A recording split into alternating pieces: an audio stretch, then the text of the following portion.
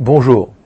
Dans le cadre de la coopération entre le Petit Hebdo et Infolive.tv, nous avons décidé ensemble, chaque semaine, de présenter une paracha avec un rabbin, un grand rabbin. Nous allons commencer avec le Rav Boshko, qui va expliquer puis analyser une paracha pour également faire des liens avec l'actualité quotidienne d'Israël et du monde en général.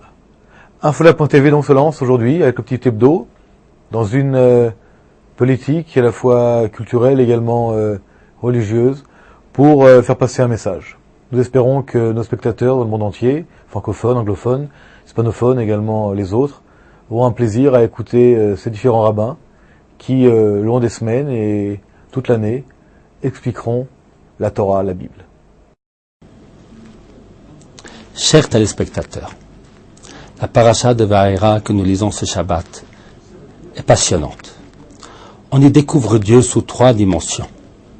Son existence, sa providence et puis sa puissance.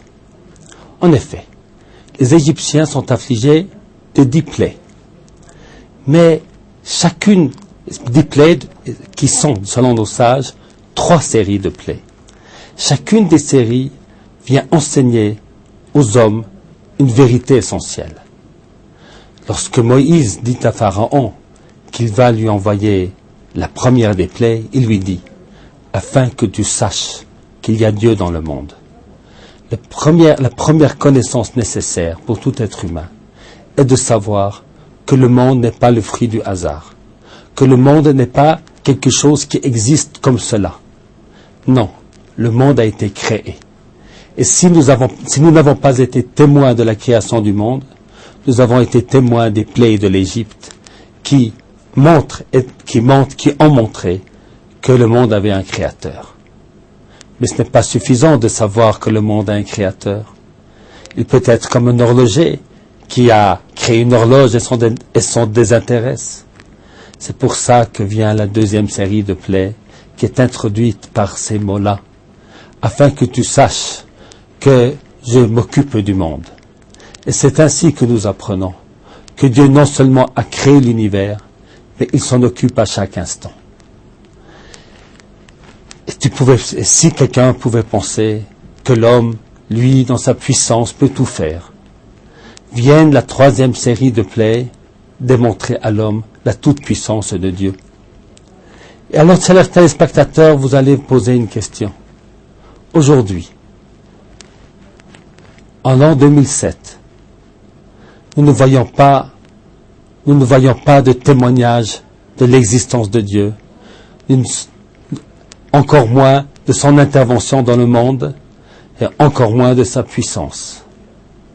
Alors cette histoire, c'est une histoire du passé, c'est une histoire qui n'a plus de sens pour nous? Non. Pour nous, la sortie d'Égypte est quelque chose de toujours réel. La preuve, c'est notre retour, c'est le retour du peuple juif en Eretz Israël. On oublie vite, mais pendant 2000 ans, nous avons été éloignés de cette terre. Personne nous y a invités. Et pourtant, la promesse 2 fois, 3 fois, 4 fois millénaire que le peuple juif revienne sur sa terre s'est réalisée. C'est ainsi, chers téléspectateurs, que l'existence même d'Israël, de l'État d'Israël, est la démonstration que la sortie d'Égypte a bien eu lieu, que Dieu existe, qu'il s'occupe du monde et qu'il est éminemment puissant. Bonsoir à tous les téléspectateurs.